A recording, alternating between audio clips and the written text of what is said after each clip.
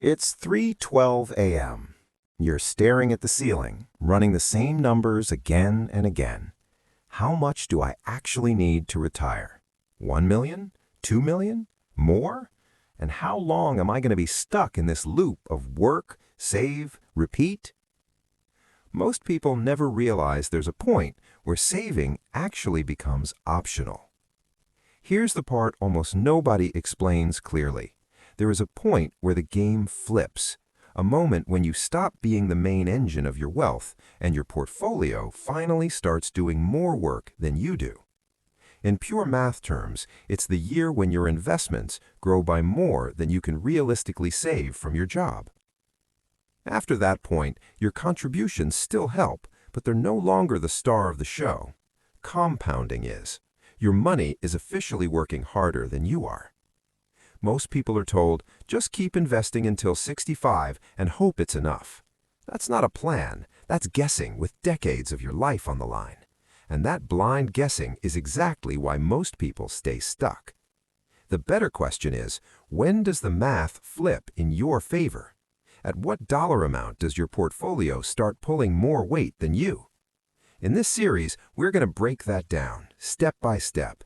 You'll see how the crossover point actually works with real numbers, what happens if you stop contributing at different stages, and how concepts like Coast FI let you front-load the pain and coast later, and how to use a few simple milestones to know exactly where you are on the path.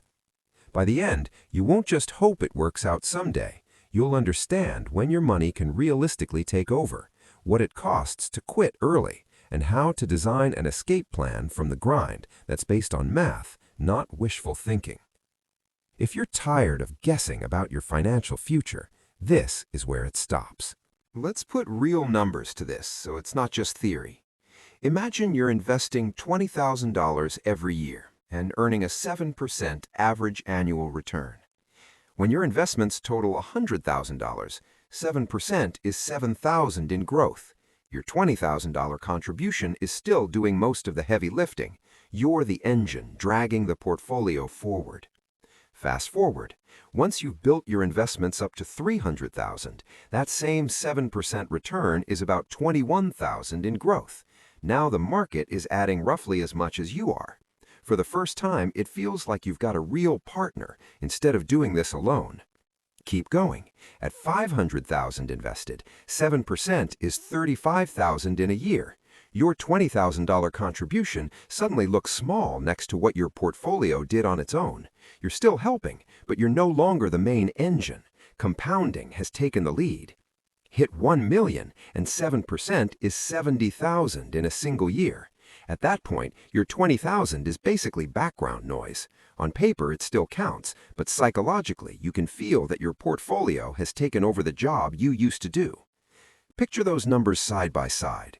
You, 20K, your money, 7K, 21K, 35K, 70K. That's the burden quietly shifting from you to your assets. This is why the early years feel so brutal. At the beginning, you're pushing a boulder uphill. You're cutting spending, investing, doing everything right, and the numbers barely move.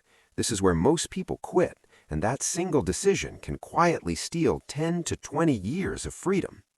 Somewhere between roughly $300,000 and $500,000, depending on how much you save, the experience flips. The boulder you were pushing starts to roll on its own. Your main job becomes simple. Don't do anything stupid to stop it. Now, let's make this painfully real. What happens if you stop contributing at different stages? How many extra years does it cost you to quit early? We'll stick with the same example. $20,000 invested each year at a 7% average return. If you keep contributing the entire time, you hit 1 million in about 23 years. That's our baseline.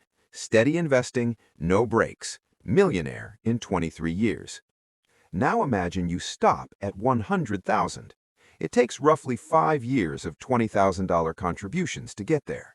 If you walk away at that point and let compounding do the rest, that 100,000 will still grow to 1 million, but it takes about 35 more years. Total timeline around 40 years from when you started. Compared to the 23-year baseline, stopping at 100,000 costs you about 17 extra years. You quit while the rocket was still on the launch pad. What if you grind to 300,000 instead? That takes roughly 11 years of contributions. From there, if you never invest another dollar, compounding needs about 18 more years to reach 1 million. Total, around 29 years. Now the penalty is only about 6 extra years versus never stopping. That's a very different trade-off. 6 more years in exchange for never having to invest again after year 11. Push it further to 500,000. That takes about 15 years of contributions. If you stop there, compounding can double that money to 1 million in roughly 11 more years. Total, about 26 years from your starting point, just 3 years slower than the person who contributed all the way through. Look at those timelines side by side. 40 years, 29 years, 26 years versus 23. The closer you are to critical mass, the less quitting hurts you. Early on, stopping is brutal. Later, it just stretches the journey a bit. And misunderstanding this is the mistake almost everyone makes. This is where a powerful idea comes in. Coast FI, coasting to financial independence. Coast FI is about front-loading the effort so you can relax later, while compounding finishes the job. You grind hard for a period, build your portfolio to a specific number, and from that point on, you don't have to invest for retirement anymore. You still work to pay your living expenses, but your existing portfolio is mathematically on track to reach your target by itself. Let's put numbers on it. Say you want $2 million by age 65. You're 30 right now, so you have 35 years. If you can earn an average of 7% per year, how much would you need invested today so that without ever adding another dollar, it naturally grows to $2 million by 65? The answer is about $187,000. That's your Coast FI number in this scenario. Hit that by age 30, and in theory, you can stop contributing completely. Compounding alone will drag that $187,000 up to around $2 million over 35 years. For some people, that's actually within reach. Graduate with little debt, get a solid job early, share housing, keep your lifestyle lean, and max out investments through your 20s. For others, that number by 30 is completely unrealistic. You might be starting late, dealing with loans, helping family, or living in a high-cost city. But don't get stuck on that one number. The power is the framework. There is a portfolio size where your retirement is mathematically handled, and every contribution after that is optional acceleration. Ignore this concept and you risk working 10 or 20 extra years simply because you never knew where the finish line actually was. Let's customize the Coast FI idea, because this is where it turns into a real escape plan instead of a fantasy number. Stick with the same 2 million by 65 goal. What if you don't hit 187,000 by 30, but by 35? Now you only have 30 years until 65 instead of 35.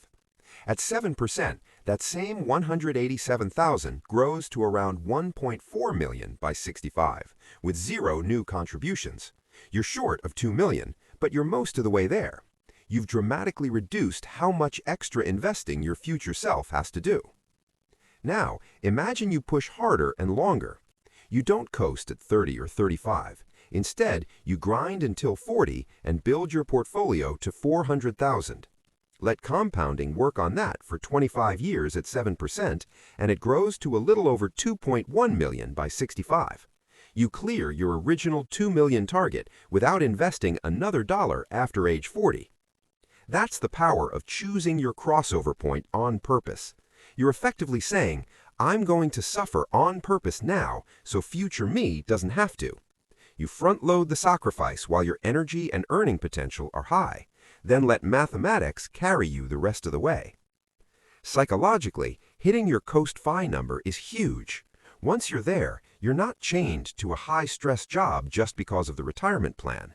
You can take a lower-paying role you actually enjoy, go part-time, start a business, or take a sabbatical, knowing your long-term future is already in motion.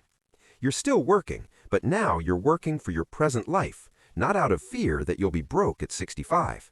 Refusing to think this way is how people wake up at 50 and realize they've been grinding blindly for decades. Big goals like $2 million or full retirement are so far away that they can feel fake for a long time.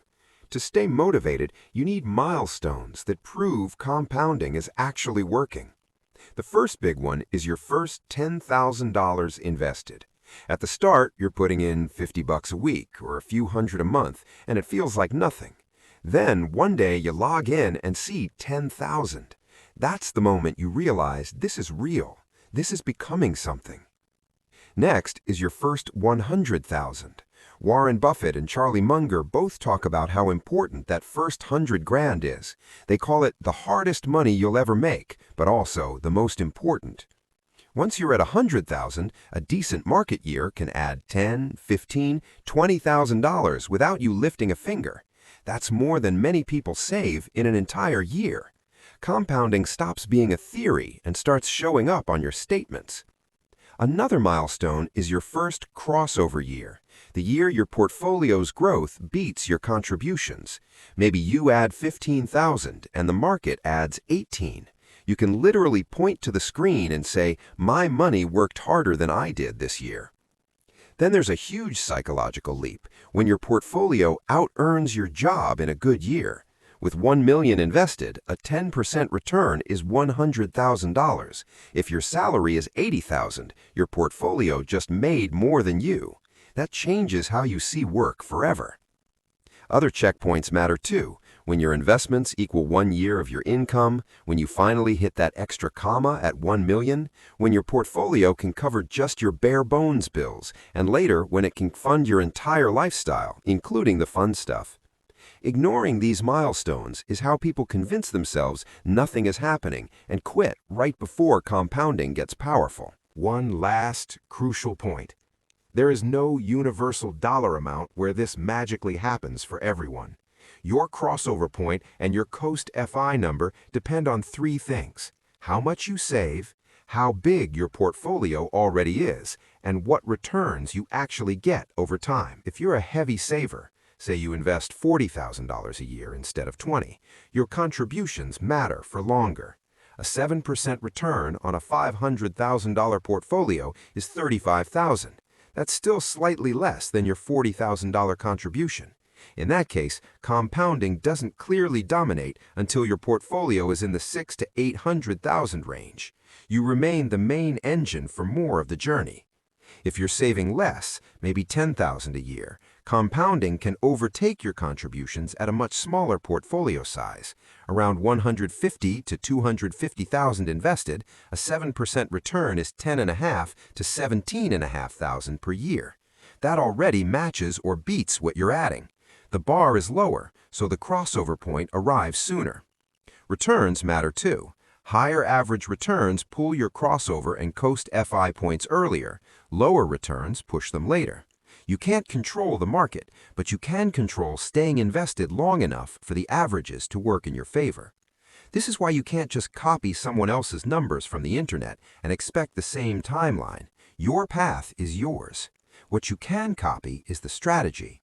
Front-load your effort while you can, aim for clear milestones, and accept that the early years feel slow because they're building the foundation for decades of compounding.